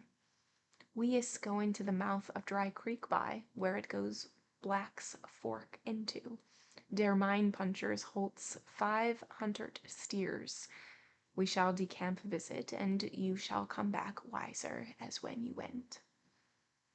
Well, we both came away wiser. I had thought we were going only to the Louderer ranch, so I put up no lunch, and there was nothing for the horses either. But it was too beautiful a time to let such things annoy us. Anyway, we expected to reach camp just after noon, so a little delay about dinner didn't seem so bad. We had entered the desert by noon. The warm, red sands fell away from the wheels with soft, hissing sounds. Occasionally a little horned toad sped panting along before us, suddenly darting aside to watch with bright, cunning eyes as we passed. Someone had placed a buffalo's skull beside a big bunch of sage, and on the sage a splendid pair of elk's antlers. We saw many such scattered over the sands, grim reminders of a past forever gone. About 3 o'clock we reached our destination, but no camp was there.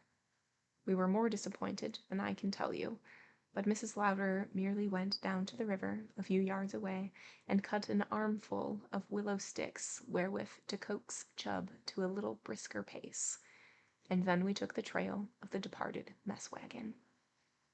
Shortly, we topped a low range of hills, and beyond, in a cup-like valley, was the herd of sleek beauties feeding contentedly on the lush green grass. I suppose it sounds odd to hear desert and river in the same breath, but within a few feet of the river, the desert begins, where nothing grows but sage and greasewood. In oasis-like spots will be found plenty of grass where the soil is nearer the surface, and where sub-irrigation keeps the roots watered. In one of these spots, the herd was being held. When the grass became short, they would be moved to another such place. It required, altogether, 15 men to take care of the herd, because many of the cattle had bought in different places, some in Utah, and these were always trying to run away and work back toward home, so they required constant herding. Soon we caught the glimmer of white canvas and knew it was the cover of the mess wagon, so we headed that way. The camp was quite near the river, so as to be handy to water and to have the willows for wood. Not a soul was at camp. The fire was out, and even the ashes had blown away. The mess box was locked, and Mrs. Louderer's loud calls brought only echoes from the high rock walls across the river. However, there was nothing to do but to make the best of it, So we tethered the horses and went down to the river to relieve ourselves of the dust that seemed determined to unite with the dust that we were made of. Mrs. Louderer declared she was so mat at noddings and would fire Herman so soon as she could see him already. Presently, we saw the most grotesque figure approaching camp. It was Herman, the fat cook on Hunks, a gaunt, ugly old horse whose days of usefulness under the saddle were past and who had degenerated into a workhorse. The disgrace of it seemed to be driving him into a decline, but he stumbled along bravely under his heavy load. A string of a dozen sage chickens swung on one side, and across the saddle in front of Herman lay a young antelope. A volley of German abuse was hurled at poor Herman, wound up in as plain American as Mrs. Louderer could speak. And who is going to pay de game warden de fine of dot antelope dat you haf shot? And how is it that we haf come to camp by und so starved as we is hungry, and no cook und no food? Is dat why you have is paid? Herman was some Dutch himself, however. How is it, he demanded, that you haf not so much sense as you haf tongue? How have you lived so long as always in the West, and don't know enough to hunt a bean-hole when you reach your own camp, eh? Mrs. Louderer was very properly subdued, and I delighted when he removed the stones from where the fire had been, exposing a pit from which, with a pair of pot-hooks, he lifted pots and ovens of the most delicious meats, beans, and potatoes. From the mess box he brought bread and apricot pie. From a nearby spring he brought us a bright, new pail full of clear, sparkling water. But Mrs. Louderer insisted upon tea, and in a short time he had it ready for us. The tarpaulin was spread on the ground for us to eat from, and soon we were showing an astonished cook just how much food 2 women and a child could get away with. I ate a good deal of ashes with my roast beef, and we all ate more or less sand, but fastidiousness about food is a good thing to get rid of when you come west to camp.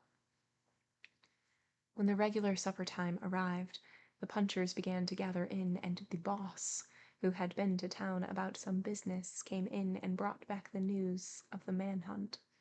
The punchers sat about the fire, eating hungrily from their tin plates and eagerly listening to the recital. 2 of the boys were tenderfeet, one from Tennessee called Daisy Bell because he whistled that tune so much and because he had nosebleed so much. Couldn't even ride a broncho. I'm guessing bronco, but it's spelled Broncho. But his nose would bleed for hours afterwards, and other Nyock, so called from his native state, Nyock was a great boaster, said he wasn't afraid of no derned outlaw, said his father had waded in blood, gore up to his neck, and that he was a chip off the old block. Rather hoped the chase would come our way so he could try his marksmanship. The air began to grow chill, and the sky was becoming overcast. Preparations for the night busied everybody. Fresh ponies were being saddled for the night relief, the hard-ridden, tired ones that had been used that day being turned loose to graze. Some poles were set up and a tarpaulin arranged for Mrs. Louderer and me to sleep under. Mrs. Louderer and Doreen lay down on some blankets, and I unrolled some more, which I was glad to notice were clean, for baby and myself. I can't remember ever being more tired and sleepy, but I couldn't go to sleep. I could hear the boss giving orders in quick, decisive tones. I could hear the punchers discussing the raid, finally each of them telling exploits of his favorite heroes of outlawry. I could hear Herman busy among his pots and pans. Then he mounted the tongue of the mess wagon and called out, "We have for breakfast cackleberries." First what is come is served, und those what is sleep late gets noddings. I had never before heard of cackleberries, and asked sleepy Mrs. Louderer what they were. Wait until morning, and you shall see, was all the information that I received. Soon a gentle, drizzling rain began, and the punchers hurriedly made their beds, as they did so twitting Knock about making his between our tent and fire. You're dead right, pard, I heard one of them say, to make your bed there, for if them outlaws comes this way, they'll think you air one of the women, and they won't shoot you, just us men air in danger. Confound your tongue. How they going to know there's any women here? I tell you fellers, my old man waded in bloody gore up to his neck, and I'm just like him.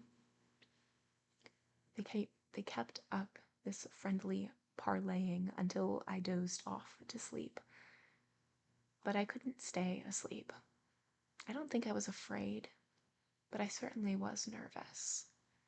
The river was making a sad, moaning sound. The rain fell gently, like tears. All nature seemed to be mourning about something happened or going to happen. Down to the river an owl hooted dismally. Half a mile away the night herders were riding round and round the herd. One of them was singing, faint but distinct came his song, "Bury me not on the lone prairie." Over and over again he sang it. After a short interval of silence, he began again. This time it was, "I'm thinking of my dear old mother, 10,000 miles away." Two punchers stirred uneasily and began talking. "Blast that Tex," I heard one of them say. "He certainly has it bad tonight. What the deuce makes him sing so much? I feel like bawling like a kid. I wish he'd shut up. He's homesick. I guess we all are too. But they ain't no use staying awake and letting it soak in. Shake the water off your tarp. You air letting water catch on your side, and it's running into my ear." That is the last I heard for a long time. I must have slept. I remember that the baby stirred and I spoke to him. It seemed to me that something struck against the guy rope that held our tarpaulin taut, but I wasn't sure. I was in that dozy state, half asleep, when nothing is quite clear. It seemed as though I had been listening to the tramp of feet for hours, and that a whole army must be filing past when I was brought.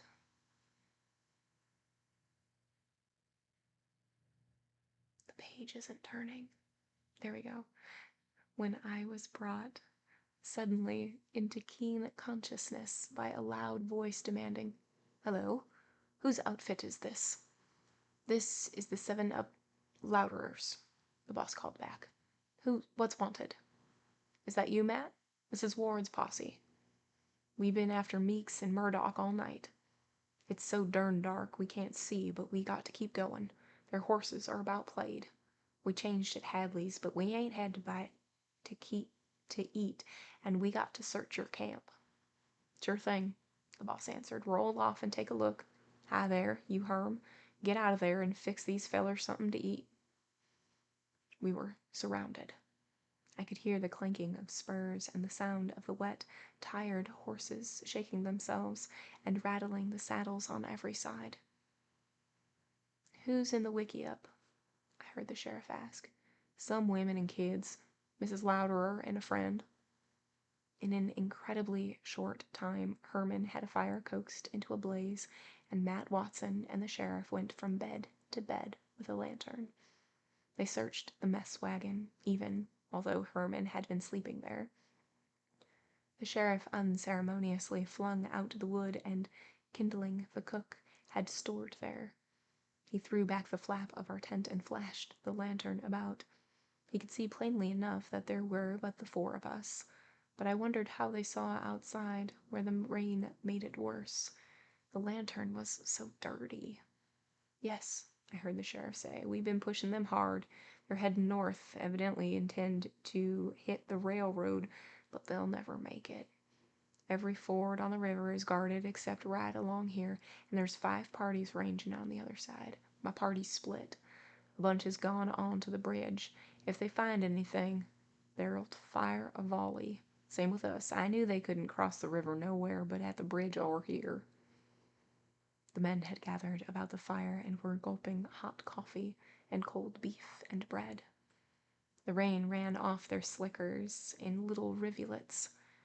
I was sorry the fire was not better, because some of the men had on only ordinary coats, and the drizzling rain seemed determined that the fire should not blaze high. Before they had finished eating, we heard a shot, followed by a regular medley of dull booms. The men were in their saddles and gone in less time than it takes to tell it.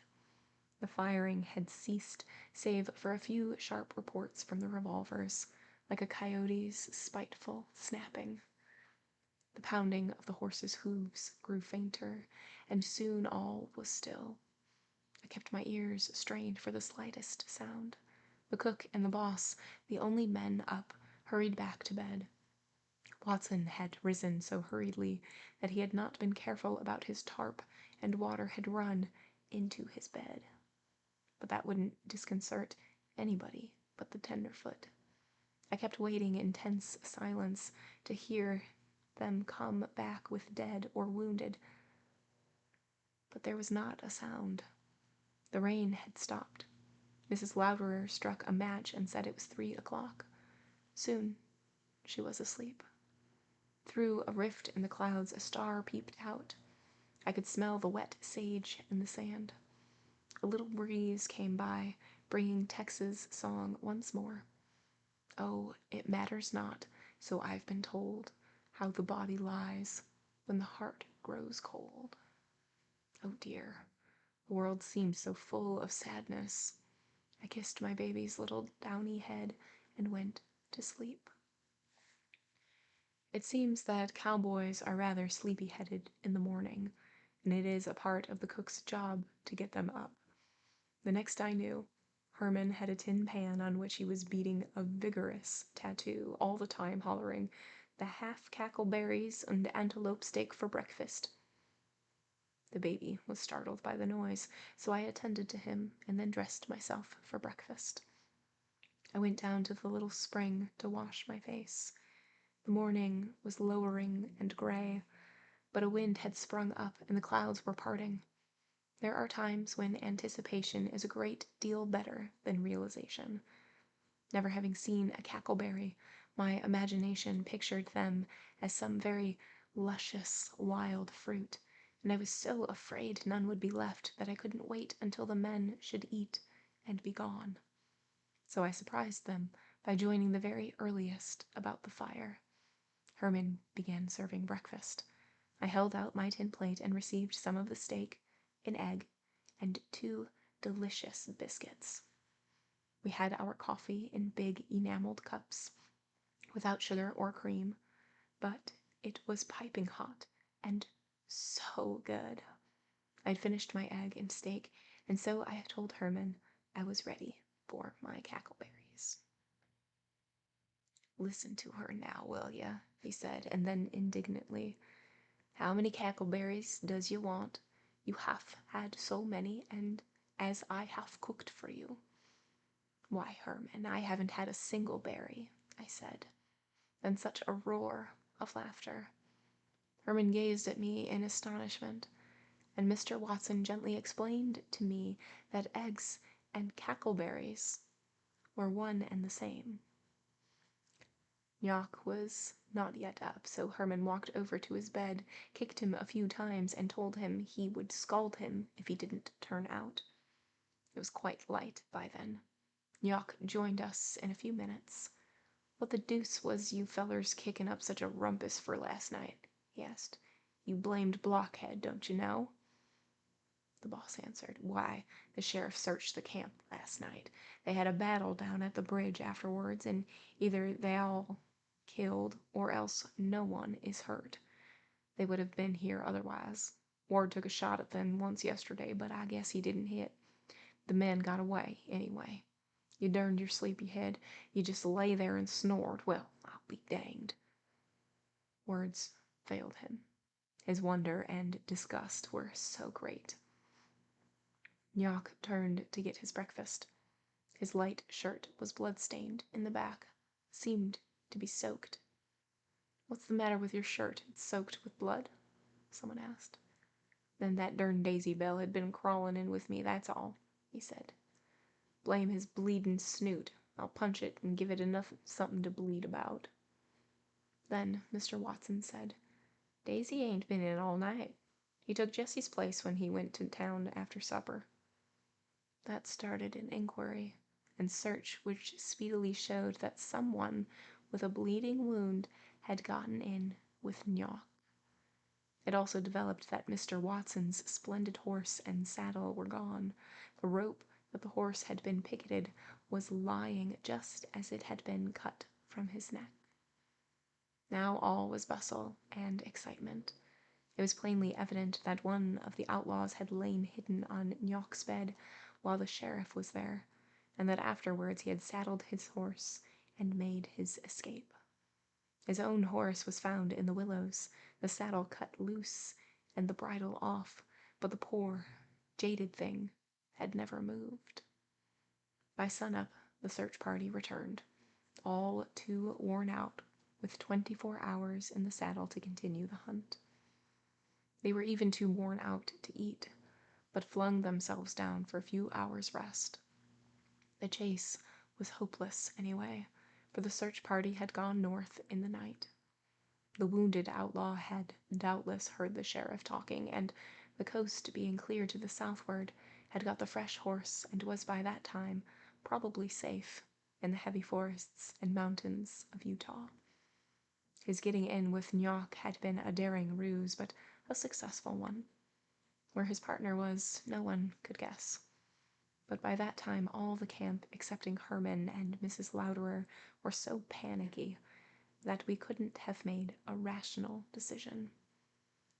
Nyock, white around his mouth, approached Mrs. Louderer. "I want to quit," he said. "Well," she said calmly, sipping her coffee, "you have done it." "I'm sick," he stammered.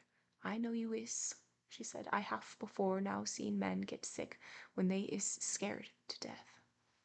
"My old daddy," he began. "Yes, I know. He waded the creek one time and you has had cold feet ever since." Poor fellow. I felt sorry for him. I had cold feet myself just then, and I was powerfully anxious to warn them by my own fire, where a pair of calm blue eyes would reassure me. I didn't get to see the branding that was to have taken place on the range that day. The boss insisted on taking the trail of his vaulted horse, on his valued horse. He was very angry. He thought there was a traitor among the posse. Who started the firing at the bridge, no one knew, and Watson said openly that it was done to get the sheriff away from camp. My own home looked mighty good to me when we drove up that evening. I don't want any more wildlife on the range, not for a while, anyway.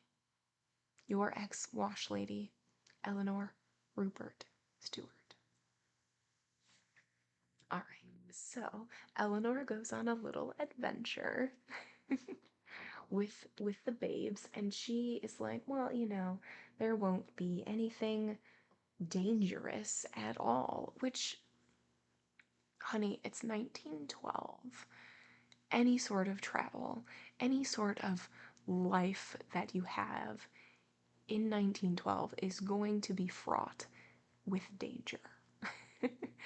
So they come across these cowboys, and so they're staying with them, the babes, and Mrs. Louderer, and they're staying with them, and she's just getting accustomed, and we're getting like little snippets of life of what it's like to be a cowboy, and just being away from home all the time.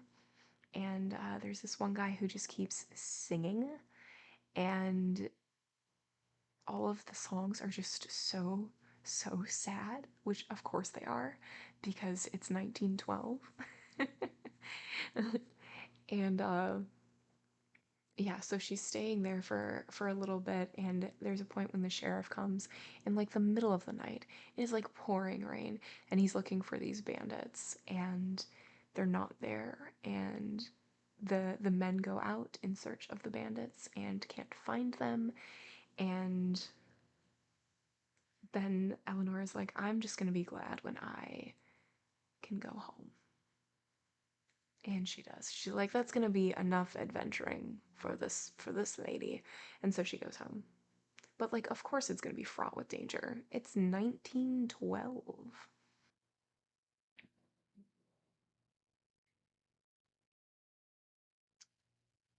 17 at Gavotte's camp. November 16, 1912. My dear friend, at last I can write you as I want. I am afraid you think I am going to wait until the bairns, as in bibis, are grown up before writing to my friends, but indeed I shall not. I fully intend to gather roses while I may. Since God has given me two blessings, children and friends, I shall enjoy them both as I go along. I must tell you why I have not written as I should have done. All summer long my eyes were so strained and painful that I had to let all reading and writing go. And I have suffered terribly with my back. But now I am able to be about again, do most of my own work, and my eyes are much better. So now I shall not treat you so badly again. If you could only know how kind everyone is to me, you would know that even ill health has its compensations out here. Dear Mrs. Louderer, with her goose grease, her bread, and her delicious kuchens. That means cake. Mrs. O'Shaughnessy, with her cheery ways, her tireless friendship, and willing, capable hands. Gavotte, even, with his tidbits of game and fish. Dear little Cora Belle came often to see me, sometimes bringing me a little of Grandpa's latest cure, which I received on faith, for, of course, I could not really swallow any of it. Zebbie's nephew, Parker Carter, came out, spent the summer with him, and they have now gone back to Yell County, leaving Gavotte in charge again. Gavotte had a most interesting and prosperous summer. He was commissioned by a wealthy Easterner to procure some fossils. I had had such a confined summer that Clyde took me out to Gavotte's camp as soon as I was able to sit up and be driven. We found him away over in the Badlands, camped in a fine little grove.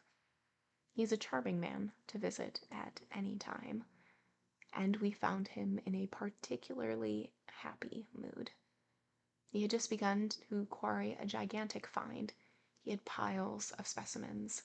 He had packed and shipped some rare specimens of fossil plants, but his big find came later, and he was jubilant.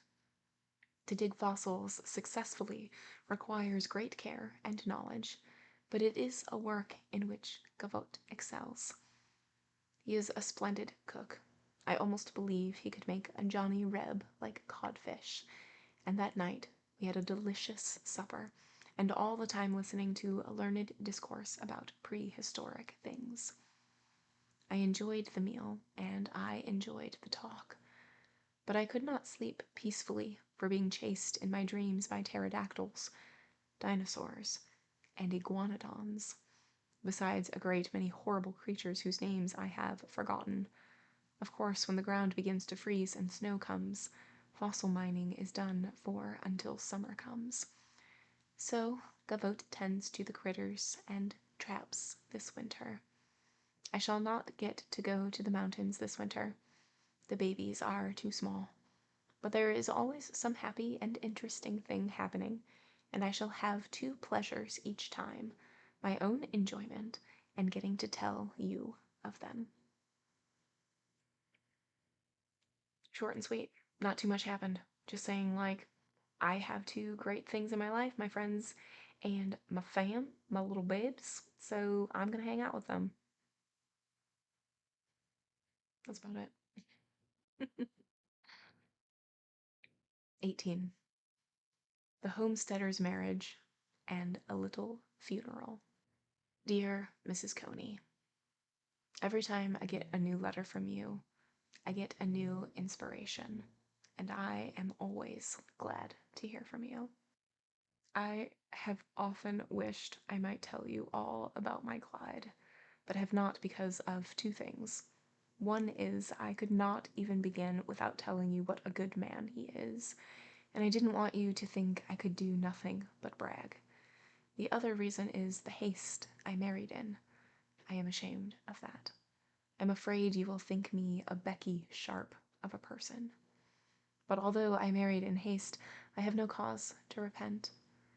That is very fortunate because I have never had one bit of leisure to repent in. So I am lucky all around. The engagement was powerfully short because both agreed that the trend of events and ranch work seemed to require that we be married first and do our sparking afterward. You see, we had to chink in the wedding between times, that is, between planting the oats and other work that must be done early or not at all. In Wyoming, ranchers can scarcely take time even to be married in the springtime. That having been settled, the license was sent for by mail, and as soon as it came, Mr. Stewart saddled Chub and went down to the house of Mr. Pearson, the justice of the peace and a friend of long standing. I had never met any of the family, and naturally rather dreaded to have them come, but Mr. Stewart was firm in wanting to be married at home, so he told Mr. Pearson he wanted him and his family to come up the following Wednesday and serve papers on the Woman in the House. They were astonished, of course, but being such good friends, they promised him all the assistance they could render. They are quite the dearest, most interesting family. I have since learned to love them as my own. Well, there was no time to make wedding clothes, so I had to do up what I did have. Isn't it odd how sometimes do what you can, work will keep getting in the way until you can't get anything done? That is how it was with me those few days before the weddings, so much so that when Wednesday dawned, everything was topsy-turvy, and I had a very strong desire to run away. But I always did hate a gambler, so I stood pat. Well, I had most of the dinner cooked, but it kept me hustling to get the house into anything like decent order before the old dog barked, and I knew my moments of liberty were limited. It was blowing a perfect hurricane and snowing like midwinter. I had bought a beautiful pair of shoes to wear on that day, but my vanity had squeezed my feet a little, so while I was so busy at work, I had kept on a worn old pair, intending to put on the new shoes later. But when the Pearsons dropped up, all I thought about was getting them into the house where there was fire. So I forgot all about the old shoes and the apron I wore. I had only been here 6 weeks then, and was a stranger. That is why I had no one to help me, and was so confused and hurried. As soon as the newcomers were warm, Mr. Stewart told me I had better come over by him and stand up. It was a large room I had to cross, and how I did it before all those strange eyes I never knew. All I can remember very distinctly is hearing Mr. Stewart saying, "I will," and myself chiming in that I would too.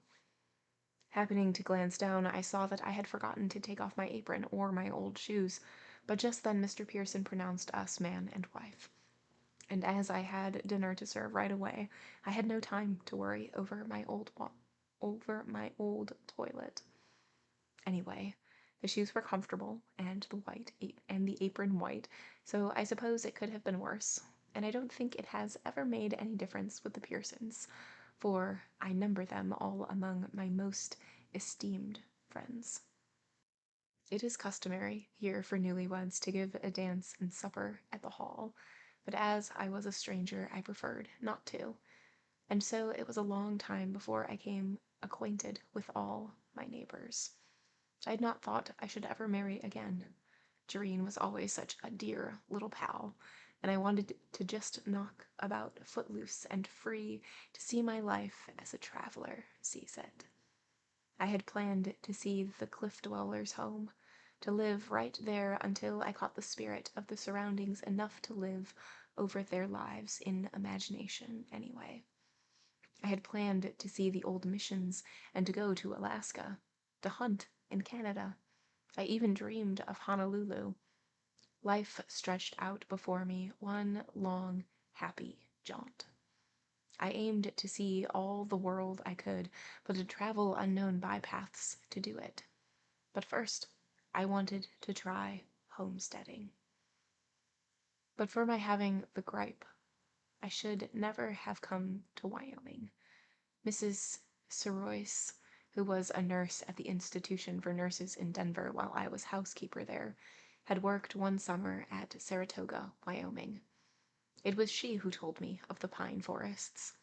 I had never seen a pine until I came to Colorado, so the idea of a home among the pines fascinated me. At that time, I was hoping to pass the civil service examination with no very definite idea as to what I would do, but just to be improving my time and opportunity. I never went to a public school a day in my life. In my childhood days, there was no such thing in the Indian Territory part of Oklahoma where we lived, so I have had to try hard to keep learning. Before the time came for the examination, I was so discouraged because of the grip that nothing but the mountains, the pines, and the clean, fresh air seemed worthwhile. So it all came about just as I have written you. So, you see, I was very deceitful. Do you remember? I wrote you of a little baby boy dying. But that was my own little Jamie, our first little son. For a long time, my heart was crushed. He was such a sweet, beautiful boy. I wanted him so much. He died of erysipelas. I held him in my arms till the last agony was over. Then I dressed the beautiful little body for the grave. Clyde is a carpenter, so I wanted him to make the little coffin. He did it, every bit, and I lined and padded it, trimmed and covered it. Not that we couldn't afford to buy one, or that our neighbors were not all that was kind and willing, but because it was a sad pleasure to do everything for our little firstborn ourselves. As there had been no physician to help, so there was no minister to comfort, and I could not bear to let our baby leave the world without leaving any message to a community that sadly needed it. His little message to us had been love, so I selected a chapter from John and we had a funeral service, at which all our neighbors for 30 miles around were present. So you see, our union is sealed by love and welded by a great sorrow. Little Jamie was the first little Stewart. God has given me 2 more precious little sons. The old sorrow is not so keen now. I can bear to tell you about it, but I never could before. When you think of me, you must think of me as one who is truly happy. It is true, if I want a great many things I haven't got, but I don't want them enough to be discontented and not enjoy the many blessings that are mine. I have my home among the Blue Mountains, my healthy, well-formed children, my clean, honest husband, my kind, gentle milk cows, my garden, which I make myself. I have loads and loads of flowers, which I tend myself. There are lots of chickens, turkeys, and pigs, which are my own special care. I have some slow, old, gentle horses and an old wagon. I can load up the kiddies and go where I please any time. I have the best, kindest neighbors, and I have my dear absent friends. Do you wonder I am happy so? When I think of it all, I wonder how I can crowd all my joy into one short life. I don't want you to think for one moment that you are bothering me when I write you. It is a real pleasure to do so. You're always so good to let me tell you everything. I am only afraid of trying your patience too far. Even if this long letter I can't tell you all I want to, so I shall write you again soon. Jereen will write too. Just now, she has very sore fingers. She has been picking gooseberries, and they have been pretty severe on her brown little paws. With much love to you, I am, honest and truly yours, Elinore Pruitt Stewart. Okay, so this letter, we actually get the information about her wedding, which was like just squeezed in between chores, it sounds like. Like she didn't have an elaborate dress or an elaborate wedding. She was still in her apron, which she's like, it was white, so I guess that counts. And her shoes weren't new, they were like worn and old, and she's like, but they were comfortable, so I guess it's okay. Um, and she also talked about the death of Jamie, one of her kids, and about how sad it was, and how like quickly it happened, or like how closely it happened to the wedding, and that it sort of like solidified the bond between her and her husband, Clyde Stewart. And she's like, but I can't be, too sad because I have Jareen, and I have, my other sons, and I'm married, and I have my friends, and I have all of these animals and the flowers and everything like that. So she's like, and I do have more to tell you, so I will write to you soon. Thank you all for being here. It was a pleasure. I love it. I love it so much. As always, whether you lurk, whether you chat, I 1000% appreciate you. And I 1000% appreciate your support. If I don't see you next time, I hope to see you very soon.